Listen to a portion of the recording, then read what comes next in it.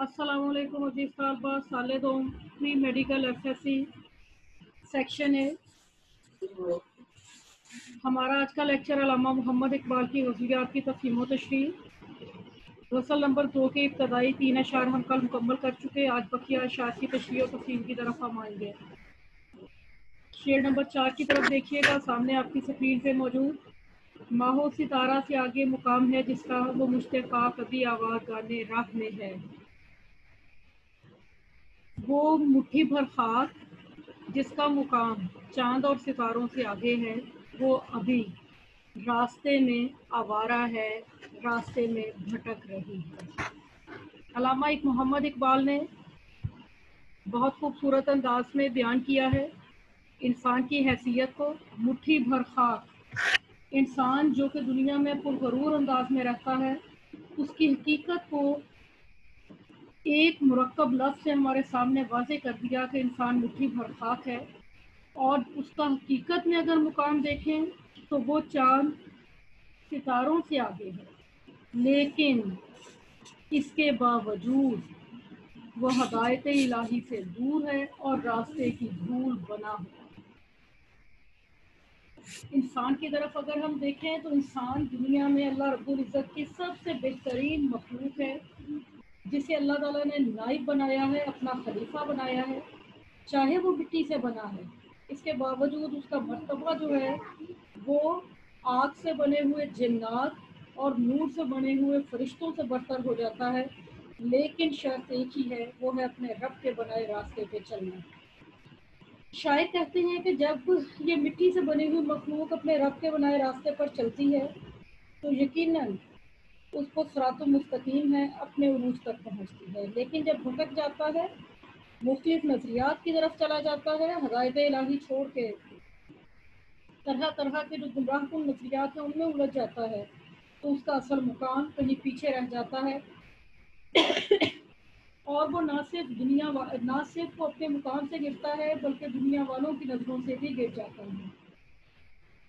जब इंसान दुनियावी फ़वाइद के लिए अपना असल मुकाम छोड़ देता है, रब की नियाबत छोड़ देता है, अपना जो असल मनसब यानी खलीफा वक्त के तकाजे जो हैं उन्हें छोड़ देता है, तो उसके बाद यकीनी बात है उसकी हैसियत मुश्तक़ा की रह जाती है और वो मुकाम जो कि सितारों से आगे उठता है वो उस तक नहीं पहुंच पाता।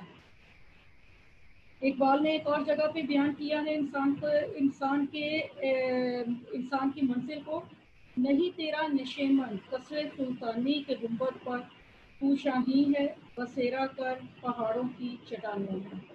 और ये सब कुछ उसी वक्त मुमकिन है जब इंसान अल्लाह रब्बुल इज़्ज़त के बताए हुए रास्तों पे चलता है, जब इंसान ये बात समझता है कि उसका हकीकी मुकाम क्या है।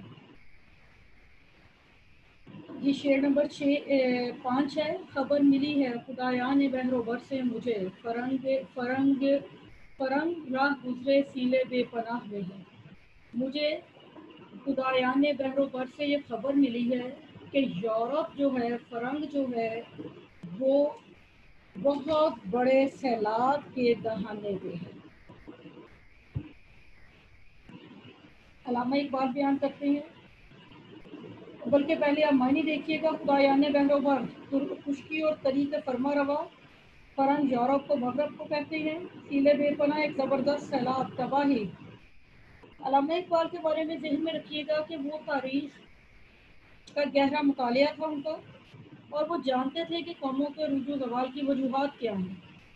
एक ऐसा शख्स जिसने ना सिर्फ दुनियावी तौर पर अलूम को सही मायनों में पढ़ा हो, और इसके साथ साथ अल्लाह रब्बुल इज़्ज़त की तरफ से उसके पास गैर मामूली बसीरत भी हो, तो वो आने वाले वक्त का जो है जायज़ा ले सकता है, यानी वो इस बात का अंदाज़ा लगा सकता है कि आने वाले वक्त में क्या होगा। आने वाले वक्त के बारे में सही बताने वाली ज़ात मुबारका सिर्फ अल्लाह रब्बुल इज़्ज़त की है, लेकिन आप बसीरत की वजह से अपनी गैर मामूली जो ज़हनी काबिलियत है उसकी बुनियाद पर इस चीज़ का अंदाज़ा लगा सकते हैं कि आने वाले वक्त में फ़लाँ तहज़ीब के साथ क्या हो सकता है।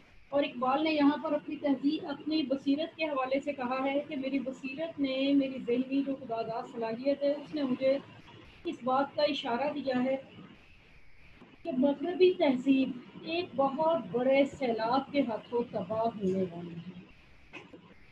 اقبال مغربی تہذیب کی جو ظالمانہ استعماری طریقہ کار تھا، جو وہاں کی فحاشی تھی، جو وہاں کا رہن سہن تھا، ان سب کو دیکھ چکے تھے۔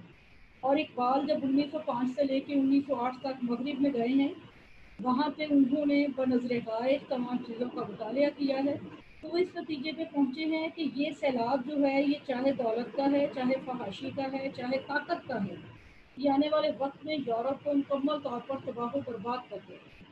یورپ جو ہے وہ تباہی کے دہانے پر ہے۔ آج ایک صدی تقریباً گزر چکی ہے، یورپ کی ظاہری شان و شوکت ہے، لیکن حقیقت جو ہے وہ یہی ہے کہ اندر سے یورپی تہذیب تباہی کے قریب پہنچ چکی ہے۔ یورپی تہذیب جو ہے اس کی بنیادیں ہل چکی ہیں، تہذیب جو ہے اپنے ہی ہاتھوں تباہی کے قریب ہے۔ نیچے ہے جی، تلاش اس کی فضاؤں میں کر نصیب اپنا، جہان تازہ دریا ہے خودگاہ میں ہے۔ تیرا جہان تازہ میری صبح کے وقت اٹھ کے آہوگاری کرنے میں ہے، تو اپنے نصیب کی تلاش اس کی فضاؤں میں کر۔ اقبال کہتے ہیں کہ صبح کے وقت اٹھ کے جو آہوگاری کی جاتی ہے وہ انتہائی قابل قبول ہوتی ہے اللہ رب العزت کی بارگاہ میں۔ اس وقت کی ہوئی دعا اللہ رب العزت رد نہیں کرتا۔ اقبال کہتے ہیں کہ میں سحری کے وقت اٹھ کر صبح سوقتے اٹھ کر اللہ رب العزت کے حضور دعا کرتا ہوں، صبح جلدی اٹھ کر اللہ رب العزت کے حضور آہوزاری کرتا ہوں، اور یہ آہوزاری در حقیقت تیرے لیے، تیرے نصیب کی تبدیلی کے لیے ہوتی ہے۔ علامہ اقبال نے یہاں پر در حقیقت مسلمانوں کو ایک بات سمجھائی ہے کہ جب تم صبح کے وقت دعا کرتے ہو، آہوزاری کرتے ہو، تو اللہ رب العزت تمہارے نصیب بدل دیتا ہے، تمہارے نصیب جو ہیں ان میں تبدیلی لے آتا ہے۔ پیچھے ہم نے اس سے پہلے والی جو غزل تھی اس میں ہم نے بھی یہ بات پڑھی کہ اقبال نے کہا ہے کہ کوئی عطار ہو، رومی ہو، راضی ہو یا غزالی ہو، کبھی بھی بغیر صبح کی آہوزاری کے کچھ بھی ہاتھ نہیں آئے گا۔ یعنی اقبال نے اس غزل نمبر 1 میں بھی یہ بات واضح کر دی ہے کہ بغیر صبح کی آہوزاری کے انسان خالی ہاتھ ہے۔ اور یہاں پہ اس شعر میں بھی اقبال نے یہی بات بیان کی ہے کہ اپنے نصیب کو صبح کے وقت اٹھ کے آہوزاری میں تلاش کرو، میں یہ کام کرتا ہوں، تم بھی یہ کام کرو، تاکہ تمہارے نصیب جو ہیں وہ بدل دیے جائیں۔ یہاں پہ آپ دیکھیں گے اقبال نے ایک اور جگہ پہ کیسے کہا ہے، کیا عجب میری نوا ہائے سحر گاہی سے، زندہ ہو جائے وہ آتش کہ تیری خاک میں۔ آخری شعر ہے، میرے قدو کو غنیمت سمجھ کے بادۂ ناب، نہ مدرسے میں ہے باقی نہ خانقاہ میں ہے۔ تو میرے قدو کو بادۂ ناب سمجھ، کیونکہ نہ تو اب مدرسوں میں یہ چیز ہے اور نہ ہی خانقاہوں میں باقی ہے۔ بادۂ ناب کہا جاتا ہے خالص شراب کو، کدو پیالے کو کہا جاتا ہے۔ یہ بنیادی طور پر درویش جو ہیں وہ جو سبزی ہے کدو، اس کے چھلکے کو جو کہ کانٹے درمیان سے تو ایک پیالے کی شکل میں ہو جاتا ہے، اسے خشک کر کے پانی پینے کے لیے استعمال کرتے ہیں، یعنی درویش کا برتن کہتے ہیں۔ اقبال کہتے ہیں کہ تم میرے پیالے کو غنیمت سمجھ، کیونکہ اس کے ذریعے سے جو تجھے خالص شراب ملے گی وہ نہ تو مدرسے میں ہے اور نہ ہی خانقاہ یعنی روحانی تربیت گاہوں میں ہے۔ علامہ اقبال کو اپنے وقت کے مدرسوں سے بھی شکایت تھی، خانقاہوں سے بھی شکایت تھی، کیونکہ اقبال کے نزدیک ان دونوں جگہوں پہ، یہ دو جگہیں وہ ہیں جہاں علم کی ترسیم ہوتی ہے، مدرسے جہاں پہ دنیاوی تعلیم دی جاتی ہے، خانقاہ جہاں پہ دینی تعلیم دی جاتی ہے۔ اقبال کو دونوں سے شکایت ہے۔ اقبال کہتے ہیں دونوں جگہوں پہ جو دی جانے والی تعلیم ہے وہ بچے میں کوئی تبدیلی نہیں لاتی، بلکہ بچہ کاٹ کا پتلا تو بن جاتا ہے، حقیقی معنوں میں اس کے سوچنے سمجھنے کی صلاحیت ختم ہو جاتی ہے۔ اقبال کہتے ہیں بجائے اس کے کہ تو مدرسوں اور خانقاہوں سے علم حاصل کر، تم میری لکھی ہوئی چیزوں کو پڑھ، میں جو تجھے بتانا چاہتا ہوں اسے سمجھ، میرے اشعار سے، میرے فلسفہ خودی، فلسفہ عشق اور ان تمام فلسفوں سے جو میں نے اپنی شاعری میں بیان کیے ہیں تیری وہ تربیت ہوگی جس کے بعد تو علمی لحاظ سے انتہائی اعلیٰ مرتبے پر پہنچ جائے گا۔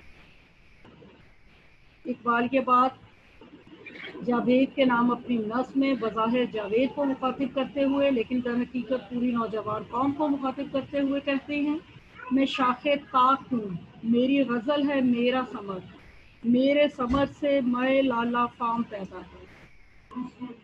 اور یہاں پر بھی اقبال نے یہی بات سمجھانے کی کوشش کی ہے کہ میری غزل، میرا شعر، میرے کہی ہوئی بات اپنے اندر وہ معنی رکھتی ہے، وہ تناظرات رکھتی ہے جن پہ عمل کرتے ہوئے، جنہیں سمجھتے ہوئے تم دنیاوی اور دینی دونوں علوم میں اپنے عروج تک پہنچ سکتے۔ اب یہاں پہ آپ دیکھیے گا کہ اگر مدرسوں کی بات کی جائے تو مدرسوں میں جو طریقہ کار تھا نافذ، پہلے تو آپ اقبال کے دور میں پہنچے۔ اقبال کا دور جو ہے 1938 سے اقبال کی وفات ہو چکی، یعنی قیام پاکستان سے کوئی 10-12 سال پہلے کا آپ وقت کو ذہن میں لے کے آئیے، جب 1857 میں مسلمانوں کی تہذیب ختم ہو چکی، مسلمانوں کی حکومت بظاہر ختم ہو چکی، اور اب مسلمان جو ہیں وہ دیکھ رہے ہیں ہر معاملے میں انگریز کی طرح۔ ایک تو یہ رویہ تھا، دوسرا رویہ یہ تھا کہ مسلمانوں نے اپنے آپ کو ایک خال میں بند کر لیا، وہ سوائے اپنی چند ایک دینی تعلیمات کے اور کچھ بھی سیکھنے کے لیے تیار نہیں۔ اور تیسرا رویہ یہ تھا کہ جنہوں نے مکمل طور پہ آزادی کے ساتھ مغربی تہذیب کی تقلید شروع کر دی۔ یعنی اب یہ تین ایسے معاملات سامنے آ گئے ہیں کہ اقبال یہ کہنے پہ مجبور ہو گئے ہیں کہ مدرسوں میں بھی وہ تعلیم نہیں مل رہی، خانقاہوں میں بھی وہ تعلیم نہیں مل رہی جس کی بنیاد پہ انسان جو ہے، خصوصاً مسلمان جو ہے، وہ آگے بڑھے اور اپنی اس حقیقت کو پالے جس کے لیے اللہ رب العزت نے اسے پیدا کیا۔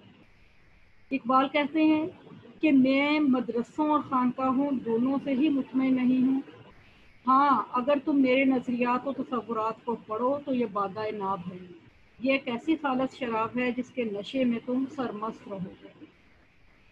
اقبال کی غزلیات جی آج مکمل ہوئی، اس حوالے سے آپ کچھ پوچھنا چاہیں، کوئی تفہیم طلب بات رہ گئی ہو تو آپ اسے پوچھ سکتے ہیں، کسی بھی قسم کا کوئی ابہام ہو تو آپ اس حوالے سے بات کر سکتے ہیں۔ آپ جی آخری شعر کی تشریح لکھ کے آپ مجھے واٹس ایپ کریں گے، یہ آپ کا ہوم ورک ہے، یہ آپ نے مجھے بھیجنا ہے، اور اس کے علاوہ آپ جو مزید پوچھنا چاہیں وہ آپ پوچھ سکتے ہیں،